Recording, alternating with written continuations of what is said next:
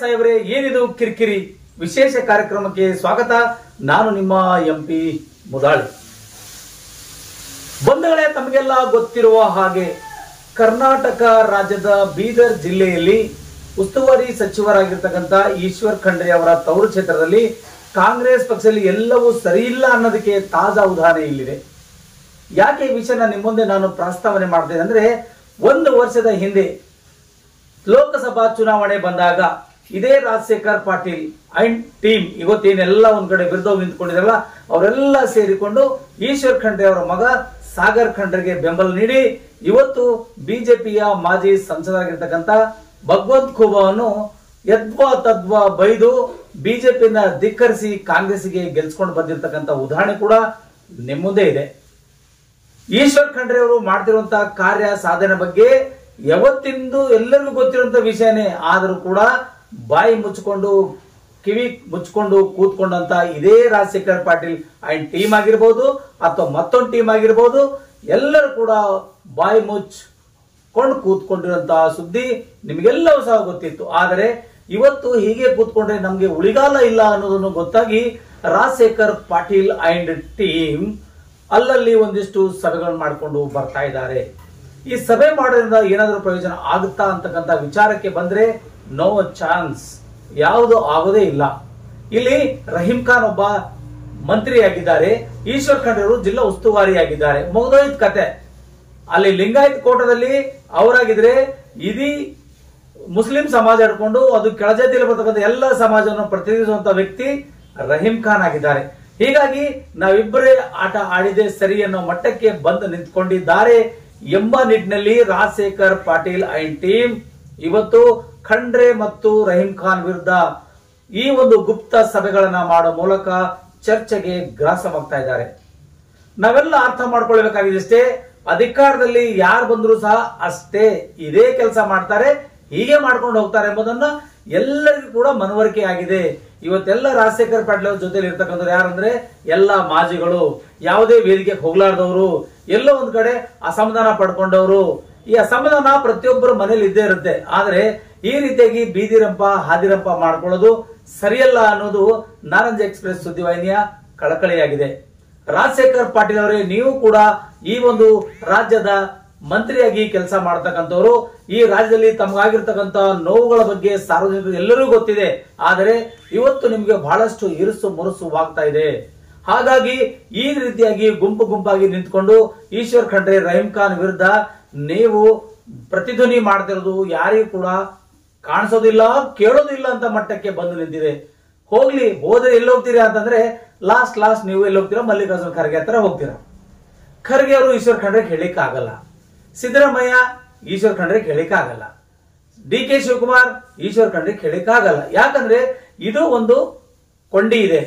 ಈ ಕೊಂಡಿ ಜೊತೆಯಾಗಿ ಹೋಗ್ತಕ್ಕಂತ ಚೈನ್ ಸಿಸ್ಟಮ್ ನಲ್ಲಿ ಈಶ್ವರ್ ಖಂಡ್ರೆ ಮತ್ತು ರಹೀಂ ಖಾನ್ ಇದ್ದಾರೆ. ರಹೀಂ ಖಾನ್ ಮತ್ತು ಈಶ್ವರ್ ಖಂಡ್ರೆ ಇಲ್ಲದೆ ಹೋದ್ರೆ ರಾಜಶೇಖರ್ ಪಾಟೀಲ್ ಸ್ಥಾನಮಾನ ಸಿಗ್ತಾ ಇತ್ತು.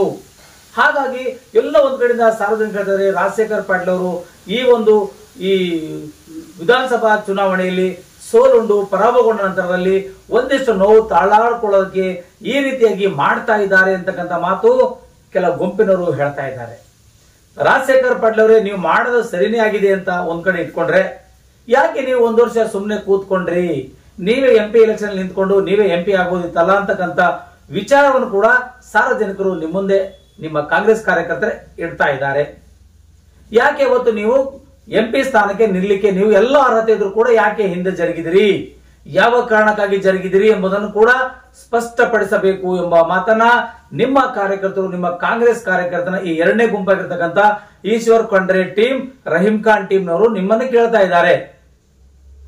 ನೀವು ಇವತ್ತ ಎಲ್ಲ ಒಂದ್ ಕಡೆ ಮಾತು ಹೇಳ್ತಾ ಇದ್ರಿ, ಅಡ್ಜಸ್ಟ್ಮೆಂಟ್ ಪಾಲಿಟಿಕ್ಸ್ ಮಾಡ್ತಾ ಇದ್ದಾರೆ ರಹೀಂ ಖಾನ್ ಮತ್ತು ಈಶ್ವರ್ ಖಂಡ್ರೆ ಅಂತಕ್ಕಂಥ ಮಾತು ನೀವು ಹೇಳ್ತಾ ಇದ್ರಿ. ಇದು ನಿಜಕ್ಕೂ ಸತ್ಯವಾದ ಮಾತೇ ಇದೆ. ಇದು ಎಲ್ಲರಿಗೂ ಗೊತ್ತಿದೆ, ಹೈಕಮಾಂಡ್ಗೂ ಗೊತ್ತಿದೆ, ಕೇಂದ್ರದ ಮಂತ್ರಿ ಮಹೋದಯರಿಗೂ ಗೊತ್ತಿದೆ, ಬಿಜೆಪಿಯವರಿಗೂ ಗೊತ್ತಿದೆ, ಎಲ್ಲರಿಗೂ ಗೊತ್ತಿರತಕ್ಕಂಥ ಮಾತನ್ನ ಇದು ಇವತ್ತಲ್ಲ 1 ವರ್ಷದ ಹಿಂದೆ ಒಪ್ಪಂದ ಮಾಡಿಕೊಂಡೇ ಈ ರೀತಿಯಾಗಿ ಪ್ರೀ ಪ್ಲಾನ್ ಮಾಡಿಕೊಂಡು ನಿಮ್ಮನ್ನೆಲ್ಲ ಸೋಲಿಸಬೇಕು, ನಾನೊಬ್ಬನೇ ಮಂತ್ರಿ ಆಗ್ಬೇಕು ಅಂತಕ್ಕಂಥ ಆಸೆ ಈಶ್ವರ್ ಖಂಡ್ರೆ ಆಗಿತ್ತೇನೋ ಅಂತ ಅನ್ಕೊಳ್ಳೋಣ. ಆದರೆ ನೀವು ಇವತ್ತು ಆಡ್ತಕ್ಕಂಥ ಮಾತನ್ನ ಇದು ಸತ್ಯವಾದ ಮಾತಿದೆ. ಇದು ಹೇಗಾದ್ರೂ ಮಾಡಿ ನೀವು ಹೊರಗೆ ಬರಬೇಕು ಅಂತ ಇದ್ರಿ, ಹೊರಗೆ ಯಾರಿಗೂ ಬರಕ್ ಆಗ್ತಾ ಇಲ್ಲದ ಕಾರಣಕ್ಕಾಗಿ ಇವತ್ತು ಆ ಟೀಮ್ ಲೀಡರ್ ನಿಮ್ಮನ್ನ ಮಾಡಿಕೊಂಡಿದ್ದಾರೆ. ಎಲ್ಲ ಒಂದ್ ಕಡೆಯಿಂದ ರಾಜಶೇಖರ್ ಪಾಟೀಲ್ ಅವರು ಈ ತರದ ಗೋಜಿಗೆ ಬಂದ್ಬಿಟ್ಟು ಎಲ್ಲ ಒಂದ್ ಕಡೆಯಿಂದ ಅವರ ವರ್ಚಸ್ಸನ್ನ ಹಾಳು ಮಾಡ್ಕೊಳ್ತಾ ಇದ್ದಾರೆ ಅಂತಕ್ಕಂಥ ಮಾತು ಕೂಡ ನಿಮ್ಮ ಕಾರ್ಯಕರ್ತರು ಕೂಡ ಗುಸು ಮಾತಾಡ್ತಾ ಇದ್ದಾರೆ. ನಿಜವಾಗ್ಲೂ ಹೇಳ್ತಾ ಇದೀನಿ, ರಾಜಶೇಖರ್ ಪಾಟೀಲ್ ಅವರಲ್ಲಿ ಧೈರ್ಯ ಇದೆ, ನಿಜವಾಗ್ಲೂ ಹೇಳ್ತಾರೆ. ಆದರೆ ಅಧಿಕಾರ ಕಳೆದುಕೊಂಡಾಗಿಂದ ಒಂದಿಷ್ಟು ಜಿಗುಪ್ಸೆಗೊಂಡು ಈ ರೀತಿಯಲ್ಲಿ ಮಾತನಾಡ್ತಿದ್ದಾರೆ. ಸಿಕ್ಕ ಕಡೆಯಲ್ಲೆಲ್ಲ ಸಣ್ಣ ಮಕ್ಕಳು ತರ ಮೀಟಿಂಗ್ ಮಾಡಿಕೊಂಡು ನಮ್ಮ ಬಗ್ಗೆ ಗೇಲಿ ಮಾಡ್ತಾ ಇದ್ದಾರೆ ಅಂತಕ್ಕಂಥ ಮಾತು ಕೂಡ ನಿಮ್ಮ ಹೈಕಮಾಂಡ್ಗೆ ಹೋಗಿ ತಲುಪಿಸಿದ್ದಾರೆ ಈಗಾಗಲೇ. ಹಾಗಾದರೆ ಮುಂದಿನ ದಿನಮಾನಗಳಲ್ಲಿ ನೀವೆಲ್ಲರೂ ಸೇರಿಕೊಂಡು ಹೇಗೆಲ್ಲ ಮಾಡ್ತೀರಿ ಅನ್ನೋದನ್ನ ನಿಮ್ಮ ಮೇಲೆ ಸಾರ್ವಜನಿಕರೆಲ್ಲ ನಿಮ್ಮ ಕಾರ್ಯಕರ್ತರು ಪ್ರಶ್ನೆ ಮಾಡ್ತಾ ಇದ್ದಾರೆ. ಹೇಗೆ ನೀವು ಮುಂದಿನ ತಾಲೂಕು ಪಂಚಾಯತ್ ಮತ್ತು ಜಿಲ್ಲಾ ಪಂಚಾಯತ್ ಚುನಾವಣೆಯನ್ನು ನಿಭಾಯಿಸ್ತೀರಿ, ಹೆಂಗೆ ಇದನ್ನ ರಿಪೇರಿ ಮಾಡ್ಕೊಳ್ತೀರಿ? ನೀವು ಪದೇ ಹೇಳ್ತೀರಿ ಬಿಜೆಪಿ ಒಡೆದ ಮನೆ, ಬಿಜೆಪಿಗೆ 101 ಬಾಗ್ಲು. ಇಲ್ಲೇನಾಗ್ತಾ ಇದೆ, ಇಲ್ಲೂ ಕೂಡ ಒಡೆದ ಮನೆ ಆಗಿದೆ ಕಾಂಗ್ರೆಸ್, ಇಲ್ಲಿ 101 ಮನೆ ಬಾಗಿಲುಗಳು ತಯಾರಾಗ್ತಾ ಇದಾವೆ. ಹೀಗಾದ್ರೆ ಇದನ್ನು ಹೇಗೆ ಕಟ್ಟಲಿಕ್ಕೆ ಸಾಧ್ಯ? ರಾಜ್ಯ ಸರ್ಕಾರದಲ್ಲಿ ಮಂತ್ರಿಗಳಾಗಿರ್ತಕ್ಕಂಥ ಈಶ್ವರ್ ಖಂಡ್ರೆ ಆಗಿರ್ಬೋದು, ರಹೀಂ ಖಾನ್ ಆಗಿರ್ಬೋದು, ಮತ್ತೆ ಇನ್ನೊಬ್ರು ಯಾರೇ ಆಗಿರ್ಲಿ, ಅವರು ಕೂಡ ಜೊತೆಯಾಗಿ ಸೇರ್ಕೊಂಡು ಹೋದಾಗ ಮಾತ್ರ ಏನಾದ್ರೂ ಮಾಡ್ಲಿಕ್ಕೆ ಸಾಧ್ಯವಾಗುತ್ತದೆ. ಇಲ್ಲ ಅಂದ್ರೆ ನೀನು ಬೇಡ ನಾನು ಬೇಡ, ಪರರು ಬರ್ತಾರೆ. ಅಧಿಕಾರ ಯಾವತ್ತು ಯಾರಿಗೂ ಸಿಗೋದಿಲ್ಲ. ಹಿಂಗೆ ಹುಚ್ಚಾಗಿ ಒಳ್ಕೊಂಡು ಓಡಾಡಂತ ಪರಿಸ್ಥಿತಿ ಎಲ್ಲ ಕಾರ್ಯಕರ್ತರಿಗೂ ಬರ್ತದೆ, ನಿಮಗೂ ಬರ್ತದೆ, ಮತ್ತೊಬ್ರು ಕೂಡ ಬರ್ತದೆ ಎಂಬುದನ್ನ ಇಲ್ಲಿ ನಾವು ಜ್ಞಾಪಿಸ್ತಾ ಇದೀವಿ. ಯಾಕೆ ವಿಷಯನ ನಿಮ್ಮ ಮುಂದೆ ನಾವು ತರ್ತಾ ಇದೀವಿ ಅಂದ್ರೆ, ಎಲ್ಲ ಒಂದ್ ಕಡೆ ಕೂತ್ಕೊಂಡು ಎಲ್ಲ ಒಂದ್ ಕಡೆ ವಿಚಾರ ಮಾಡಿ ಈ ರೀತಿಯಾಗಿ ಖಂಡ್ರೆ ನಿಮ್ ಮಾತು ಕೇಳ್ತಾ ಇಲ್ಲ, ಹೈಕಮಾಂಡ್ ನಾ ಮಾತು ಕೇಳ್ತೇನ, ಹೋಗ್ಲಿ ಬಿಡ್ರಿ, ಹೈಕಮಾಂಡ್ ನಿಮ್ ಮಾತಾಡೋ ಕೇಳ್ತೇನ, ಅದನ್ನೂ ಇಲ್ಲ. ಹೋಗ್ಲಿ, ನಿಮ್ಮ ಮಾತಾಡಿದನ್ನ ಇಂಪ್ಲಿಮೆಂಟೇಷನ್ ಮಾಡ್ತದ ನಿಮ್ಮ ಕೇಂದ್ರದ ಒಬ್ಬ ಹೈಕಮಾಂಡ್ ಆಗಿರ್ಬೋದು, ಅಥವಾ ರಾಜ್ಯದ ಮುಖ್ಯಮಂತ್ರಿಗಳಾಗಿರ್ಬೋದು, ಒಬ್ಬ ಮುಖ್ಯಮಂತ್ರಿ. ಈಗ ರಾಜಶೇಖರ್ ಪಾಟೀಲ್ ಅವ್ರ ಮಾತುಗಳು ಕೇಳ್ಕೊಂಡು ಹೋದ್ರೆ ಬದಲಾವಣೆ ಆಗುತ್ತೇನಾ? ನೋ ಚಾನ್ಸ್, ಯಾವುದೂ ಆಗಲ್ಲ. ಯಥಾಸ್ಥಿತಿಯನ್ನ ಮುಂದುವರ್ಸ್ಕೊಂಡು ಹೋಗಿ ಅಂತ ಹೇಳಿ ಒಂದಿಷ್ಟು ಈಶ್ವರ್ ಖಂಡ್ರೆ ಕರೆದು, ರಹೀಂ ಖಾನ್ ಕರೆದು ಒಂದಿಷ್ಟು ಹೇಳಬಹುದು, ಮಾತಾಡಬಹುದು. ನೀವೆಲ್ಲರೂ ತಗೊಂಡೋಗಪ್ಪ, ಕೆಲಸ ಮಾಡ್ಕೊಡ್ರಿ, ಅಲ್ಲಿ ಉಳಿಸ್ಕೊಡ್ರಿ ಅಂತಕ್ಕಂಥ ಮಾತು ಹೇಳಬಹುದು ವಿನಃ ನೀವು ಹೇಳ್ತಕ್ಕಂಥ ಉದ್ದೇಶ ತಾತ್ಪರ್ಯಗಳು ಮತ್ತು ಬೇರೆ ಏನಾದ್ರೂ ವಿಷಯಗಳಿದ್ರೆ ನೀವು ಅಡ್ಜಸ್ಟ್ಮೆಂಟ್ ಪಾಲಿಟಿಕ್ಸ್ ಅಂತ ಇದ್ರಿ. ನಿಜವಾಗ್ಲೂ ಇದು ಎಲ್ಲರಿಗೂ ಗೊತ್ತಿರುವಂತ ವಿಷಯನೇ, ಯಾವುದೂ ಮುಚ್ಚಿಲ್ಲ, ಎಲ್ಲರಿಗೂ ಇದು ಓಪನ್ ಗೊತ್ತಿರುವಂತ ಮಾತೆ. ಈ ಕಡೆ ಬಿಜೆಪಿ ಅವ್ರಿಗೆ ಗೊತ್ತಿದೆ, ಈ ಕಡೆ ಕಾಂಗ್ರೆಸ್ ಅವರಿಗೆ ಗೊತ್ತಿದೆ, ಈಶ್ವರ್ ಖಂಡ್ರೆ ಏನ್ ಆಟ ಆಡಿದ್ರು ಅಂತ ಗೊತ್ತಿದೆ, ರಾಜಶೇಖರ್ ಪಾಟೀಲ್ ಯಾಕೆ ಸೋತ್ರು ಅಂತ ಗೊತ್ತಿದೆ, ಇಲ್ಲಿ ಶಂಕರ್ ರಾವ್ ಸಿಂಧೆ, ಇವ್ರು ಯಾರಪ್ಪ ನಮ್ಮ ಹೆಸರು ಹೇಳಿಕ್ ಆಗ್ತಾ ಇಲ್ಲ, ಈ ಸಿಂಧೆ ಅವರು ಕಮಲ್ ನಗರ್ ಅವರ ಕ್ಷೇತ್ರ ಮೀಸಲು ಕ್ಷೇತ್ರ, ಅವ್ರು ಯಾಕೆ ಸೋತ್ರು ಅಂತ ಗೊತ್ತಿದೆ. ಅದಾದ ನಂತರದಲ್ಲಿ ಇಲ್ಲಿ ಹುಮ್ನಾಬಾದ್ ರಾಜಶೇಖರ್ ಪಾಟೀಲ್ ಯಾಕೆ ಸೋತ್ರು ಎಂಬುದು ಗೊತ್ತಿದೆ. ಅದ ನಂತರ ಖೇಣಿ ಯಾಕೆ ಸೋತ್ರು ಎಂಬುದು ಗೊತ್ತಿದೆ. ಅದಾದ ನಂತರದಲ್ಲಿ ಬೇರೆ ಎಲ್ಲ ಹೆಂಗೆ ಹೋದ್ರು ಬಸವ ಕಲ್ಯಾಣದಲ್ಲಿ ಎಂಬುದು ಕೂಡ ಎಲ್ಲರಿಗೂ ಗೊತ್ತಿದೆ. ಆದರೆ ಇವತ್ತು ಯಾರು ಕೂಡ ತೊಟ್ಟುಕ್ ಪಿಟಿಕ್ ಅಂತ ಇಲ್ಲ. ಇವತ್ತು ರಾಜಶೇಖರ್ ಪಾಟೀಲ್ ಅವರು ಕೇವಲ ಒಬ್ಬರು ಬಂದು ಈ ರೀತಿ ನಮ್ಮನ್ನ ಅಸಮಾಧಾನ ಇದೆ, ಕಾಂಗ್ರೆಸ್ ನಲ್ಲಿ ನಮ್ಗೆ ಈ ತರ ಒಡಕು ಮನಸ್ಥಿತಿ ಬರ್ತಾ ಇದೆ ಅಂತ ನೀವು ದೂರುಗಳು ಕೊಡಕ್ ಹೋದಾಗ ರಾಜಶೇಖರ್ ಪಾಟೀಲ್ ಅವರಿಗೆ ನಿಮ್ಮದೇ ಒಂದಿಷ್ಟು ಮಾನ ಹರಾಜಾಗುತ್ತೆ ಹೊರತು ಈಶ್ವರ್ ಖಂಡ್ರೆ ರಹೀಂ ಖಾನ್ ಆಗೋದಿಲ್ಲ. ಖಂಡಿತವಾಗಿ ಹೇಳ್ತಾ ಇದೀನಿ. ಅವರು ಮಂತ್ರಿ ಇದ್ದಾರೆ, ಮಂತ್ರಿಯಾಗಿ ಮುಂದುವರಿತಾರೆ. ನೀವೆಲ್ಲ ಈ ಡಿಮ್ಯಾಂಡ್ ತಗೊಂಡು ಹೋದ್ರೆ ನಿಮ್ಗೆ ಈಶ್ವರ್ ಖಂಡ್ರೆನ ಕೆಳಗಿಳಿಸೋದಿಲ್ಲ ಅಥವಾ ರಹೀಂ ಖಾನ್ ಕೆಳಗಿಳಿಸೋದಿಲ್ಲ. ನಿಮ್ಗೊಂದು ವಿಷಯ ಹೇಳ್ತೀನಿ, ನಾನೊಬ್ಬ ಪತ್ರಕರ್ತನಾಗಿ ಹೇಳ್ತಾ ಇರತಕ್ಕಂಥ ಒಂದೇ ಒಂದು ವಿನಂತಿ ಏನಪ್ಪಾ ಅಂದ್ರೆ, ನೀವು ಶಾಂತತೆಯಿಂದ ಕಾಪಾಡ್ಕೊಳ್ರಿ, ನಿಮ್ಮ ಸಮಸ್ಯೆಗಳನ್ನು ಕೂತ್ಕೊಂಡು ಬಗೆಹರಿಸ್ಕೊಳ್ರಿ. ನೀವು ಈ ರೀತಿ ಮಾಡೋದ್ರಿಂದ ಬೇರೆ ಪಕ್ಷದವರಿಗೆ ಆಹಾರವಾಗುತ್ತೆ, ನೀವು ಕೊಟ್ಟ ವಿಚಾರವನ್ನ ಇನ್ನೊಬ್ಬರಿಗೆ ಅನುಕೂಲ ಆಗುತ್ತೆ. ಮುಂದಿನ ದಿನಮಾನಗಳಲ್ಲಿ ನಿಮಗೂ ಬರ್ಕೊಡಲ್ಲ, ಇವರಿಗೂ ಬರ್ಕೊಡಲ್ಲ. ಆ ಸಂದರ್ಭ ಬಂದೋದುವಂತ ಕಾಲ ಸನ್ನಿಹಿತವಾಗಿದೆ. ನಿಮ್ಮ ಈ ಇಬ್ಬರ ಜಗಳದಲ್ಲಿ ಪ್ರತಿಷ್ಠೆಗೆ ನೀವು ಬಿದ್ದರೆ ಹಾಳಾಗೋದು ಯಾರಂದ್ರೆ ನಮ್ಮ ಕಾರ್ಯಕರ್ತರು, ನಮ್ಮ ಕಾಂಗ್ರೆಸ್ನ ಕಾರ್ಯಕರ್ತರು ಎಂಬುದನ್ನ ನೀವು ಅರ್ಥಕೊಳ್ಳಬೇಕು. ಯಾಕಂದ್ರೆ ಇವತ್ತೆಲ್ಲೋ ಟಿಪಿ ಜಡ್ಪಿಗೆ ಆಕಾಂಕ್ಷಿಗಳು ಒಂದು ಪಟ್ಟಿ ಮಾಡ್ಕೊಂಡಿದ್ದಾರೆ, ನನಗೂ ಸಿಗ್ಬೇಕು ನಿನಗೂ ಸಿಗ್ಬೇಕು ಅಂತೇಳಿ ವಿಚಾರ ಮಾಡ್ಕೊಂಡಿದ್ದಾರೆ. ಈ ತರ ಗುಂಪು ಮಾಡ್ಕೊಂಡು ಹೋದ್ರೆ ಯಾರು ಕೊಡ್ತಾರೆ? ಹೋಗ್ಲಿ, ನಿಮ್ ಜೊತೆ ಇದ್ದವರು ಇರ್ತಾರ ರಾಜಶೇಖರ್ ಪಾಟೀಲ್ ಅವರೇ, ಅವರು ಇರೋದಿಲ್ಲ. ಯಾಕಂದ್ರೆ ಈಗ ಈಶ್ವರ್ ಖಂಡ್ರೆ ಅವರು ರಾಜ್ಯ ಸರ್ಕಾರದ ಹೈಕಮಾಂಡ್ ಅಲ್ಲಿ ಕೂತ್ಕೊಂಡು ಹಿಂದಿದ್ದರನ್ನು ಕೊಡಬೇಕು ಟಿಕೆಟ್ಗಳನ್ನ, ಹಿಂದಿದ್ದರಿಗೆ ಕೊಡ್ಬೇಕಂದ್ರೆ ಇವತ್ತು ನಿಮ್ಮಲ್ಲಿ ಯಾರಿರಲ್ಲ ರಾಜಶೇಖರ್ ಪಾಟೀಲ್ ಅವರೇ. ಇವತ್ತೇನ್ ನಿಮ್ಮ ಕೂತ್ಕೊಂಡು ಮಾತಾಡ್ತಾರಲ್ಲ, ನಿಮ್ಗೆ election taluk panchayat TP ZP election ಬಂದ್ರೆ ಇವ್ರು ಯಾರು ಸಿಗಲ್ಲ, ಮತ್ತೆ ನೀವು ಒಬ್ಬಂಟಿ ಆಗ್ತೀರಿ. ಯಾಕೆ ನೀವು ಸುಮ್ಮನೆ ಇನ್ನೊಬ್ಬರ ಮೇಲೆ ಮಾತು ಕೇಳಿಕೊಂಡು ಸಭೆಗಳು ಮಾಡೋ ಮೂಲಕ ನೀವೊಂದಿಷ್ಟು ಏನೋ ಚರ್ಚೆಗೆ ಬರ್ತಾ ಇದ್ದೀರಿ, ಓಕೆ. ಆದ್ರೆ ನಿಮ್ಮ ಮನಸ್ಥಿತಿ ಸರಿ ಇಲ್ಲ ಅಂತಕ್ಕಂಥ ಮಾತನ್ನ ಇಲ್ಲಿ ಸಾರ್ವಜನಿಕರು ಮಾತಾಡ್ತಾ ಇದ್ದಾರೆ. ರಾಜಶೇಖರ್ ಪಾಟೀಲ್ ಅವರಿಗೆ ನಿಮಗೆ ಆದಂತ ಗತ್ತು, ಗೈರತ್ತು, ಧೈರ್ಯ ಇದೆ. ಆದ್ರೆ ಈ ರೀತಿಯಾಗಿ ಬಂದು ನೀವು ಹಾಳು ಮಾಡ್ಕೊಳ್ಬೇಡಿ ಅನ್ನೋದೇ ನಾರಾಜ್ ಎಕ್ಸ್ಪ್ರೆಸ್ ಸುದ್ದಿವಾಹಿನಿಯ ವಿಶೇಷ ಒಂದು ಕಳಕಳಿಯಾಗಿದೆ. ನೋಡ್ರಿ, ಅಧಿಕಾರ ಬರುತ್ತೆ ಇರುತ್ತೆ ಅದೆಲ್ಲ ಸೆಕೆಂಡರಿ ವಿಷಯ. ಆದ್ರೆ ಸಮಯ ಅನುಸಾರವಾಗಿ ನಾವನ್ನ ಕೆಲಸ ಮಾಡ್ಕೊಂಡು ಹೋಗ್ಬೇಕು. ಸಮಯ ಅನುಸಾರವಾಗಿ ನಮ್ಮ ಕೆಲಸಗಳು ಆಗ್ಲಿಲ್ಲ ಅಂತಂದಾಗ ನೀವು ಖುದ್ದಾಗಿ ರಾಜಶೇಖರ್ ಪಾಟೀಲ್ ಅವರೇ ಈಶ್ವರ್ ಖಂಡ್ರೆಯನ್ನ ಕರೆದು, ಯಾಕಪ್ಪ ನೀನ್ ಮಾಡ್ತಾ ಇರ್ತಾ ಇಲ್ಲ, ಯಾಕಪ್ಪ ನಮ್ಮ ಕಾರ್ಯಕರ್ತರ ಕೆಲಸ ಆಗ್ತಾ ಇಲ್ಲ ಅಂತ ನೀವು ಕೇಳಬೇಕು. ಯಾಕಂದ್ರೆ ನೀವು ಅವ್ರ ಮನೆಗೆ ಹೋದ್ರೆ ಪ್ರೆಸ್ಟೀಜ್ ಸವಾಲಿದೆ, ನಿಮ್ಗೆ ಹೋಗಕ್ಕಾಗಲ್ಲ. ಆ ಒಂದು ಪ್ರೆಸ್ಟೀಜ್ಗೋಸ್ಕರ ಇಡೀ ನಮ್ಮ ಜಿಲ್ಲೆಯ ರಾಜಕಾರಣವನ್ನು ಚಿತ್ರಣ ಮಾಡ್ತೀವಿ ಅಂತಂದ್ರೆ ನಮ್ಮಂತ ಮೂರ್ಖರು ಯಾರಿಲ್ಲ ಅಂತಕ್ಕಂಥ ಮಾತನ್ನ ಇಲ್ಲಿ ಹೇಳಲೇಬೇಕಾಗ್ತದೆ.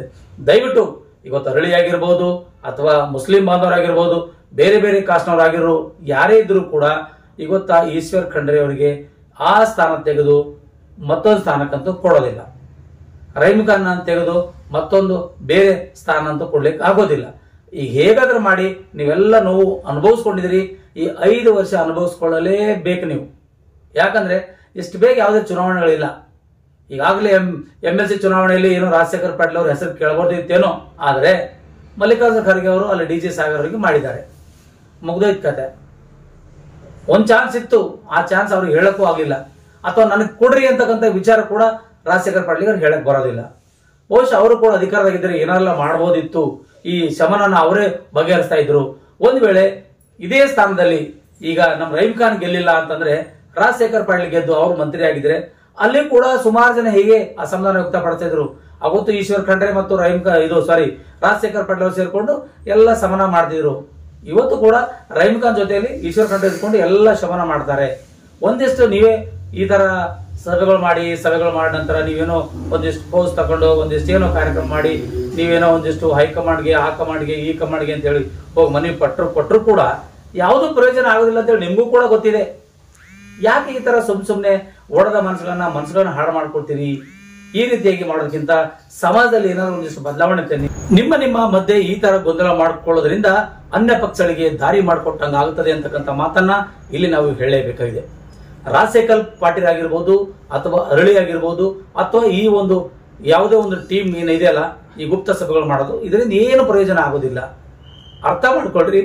ಯಾರಿದ್ರು ಕೂಡ ಯಾವುದೇ ಇದ್ರೂ ಕೂಡ ಸಮಾಜದಲ್ಲಿ ಒಂದು ರಾಜಕೀಯ ಪಕ್ಷವಾಗಿದ್ದಾಗ ಅಸಮಾಧಾನ ಅಂತೂ ಇದ್ದೇ ಇರುತ್ತೆ. ಎಲ್ಲರೂ ಕೂಡ ಒಂದೇ ರೀತಿ ನೋಡ್ಕೊಳ್ಳಿಕ್ ಆಗೋದಿಲ್ಲ. ಹಾಗಾಗಿ ಕೆಲವೊಂದೇನೋ ಅಪ್ಪು ತಪ್ಪುಗಳು ಆಗಿರಬಹುದು. ರಾಜಶೇಖರ್ ಪಾಟೀಲ್ ಮತ್ತು ಈಶ್ವರ್ ಖಂಡ್ರೆ ಮಧ್ಯೆ ಏನಾದ್ರೂ ಮನಸ್ತಾಪಗಳಾಗಿರ್ಬಹುದು. ಅದನ್ನೆಲ್ಲ ಬಗೆಹರಿಸಿಕೊಂಡು ರಾಜಶೇಖರ್ ಪಾಟೀಲ್ ಅವರೇ, ಯಾಕ್ರಿ ಈಶ್ವರ್ ಖಂಡ್ರೆ ಅವರೇ ಈ ನಮ್ಮ ಕಾರ್ಯಕರ್ತರ ಕೆಲಸ ಮಾಡ್ತಾ ಇಲ್ಲ, ಯಾಕೋ ರಹೀಮ್ ಖಾನ್ ಅವರೇ ನೀವು ಈ ಕೆಲಸ ಮಾಡ್ತಾ ಇಲ್ಲ, ನಮ್ಮ ಕಾರ್ಯಕರ್ತರು ಎಲ್ಲಿರ್ಬೇಕು, ಎಲ್ಲ ಬಿಜೆಪಿ ಕೆಲಸ ಮಾಡ್ತಾರೆ ಅಂತ ಹೇಳಿ ನೀವು ಕರೆದ್ರೆ, ನೀವು ಖರ್ಚಿಸರೆ ಈಶ್ವರ್ ಖಂಡ್ರೆ ಮಾಡಲ್ಲ, ರಹೀಮ್ ಖಾನ್ ಮಾಡಲ್ಲ, ಪಾಟೀಲ್ರೆ ಯಾಕ್ರಿ ಇದನ್ನೆಲ್ಲ ತಗೊಂಡು ನೀವು ನಂದು ಎಲ್ಲ ಗುಂಪುಗಳು ಮಾಡ್ಕೊಂಡು ಬೇರೆ ಬೇರೆ ಪಕ್ಷದವರಿಗೆ ನೀವು ಆಹಾರವಾಗ್ತಾ ಇದ್ದೀರಿ? ಇದರಿಂದ ಏನಾದ್ರೂ ಸಾಧನೆ ಮಾಡ್ಲಿಕ್ಕೆ ಆಗುತ್ತೇನಾ? ಇಲ್ಲ. ನೀವು ಎಷ್ಟೇ ಹೈಕಮಾಂಡ್ಗೆ ಹೋಗಿ ಏನೇ ಮನವಿ ಪತ್ರ ಕೊಟ್ಟರು ಕೂಡ ಯಾರು ಕೂಡ ಇದ್ರ ಬಗ್ಗೆ ಗಮನ ಹರಿಸಲ್ಲ ಅಂಬುದನ್ನ ನಿಮಗೂ ಕೂಡ ಗೊತ್ತಿದೆ. ಆದ್ರೆ ಸುಮ್ನೆ ಎಲ್ಲೋ ಒಂದು ಕಡೆಯಿಂದಷ್ಟು ನೀವು ಕೆಲಸ ಮಾಡಿಕೊಂಡು ತಮ್ಮದೇ ಆದ ರೀತಿಯಲ್ಲಿ ವಿಚಾರ ಮಾಡಿಕೊಂಡು ಗುಂಪಾಗಿ ಸಭೆ ಸಮರ ಮಾಡೋದ್ರಿಂದ ಪ್ರಯೋಜನ ನೋ ಚಾನ್ಸೇ ಇಲ್ಲ. ಒಂದು ವೇಳೆ ಆ ತರ ಚಾನ್ಸ್ ಏನಾದಿದ್ರೆ ರಹೀಮ್ ಖಾನ್ಗೆ ಕೆಳಗಿಳಿಸಿ ರಾಜಶೇಖರ್ ಅವರಿಗೆ ಮಂತ್ರಿ ಮಾಡ್ತಾರೆ.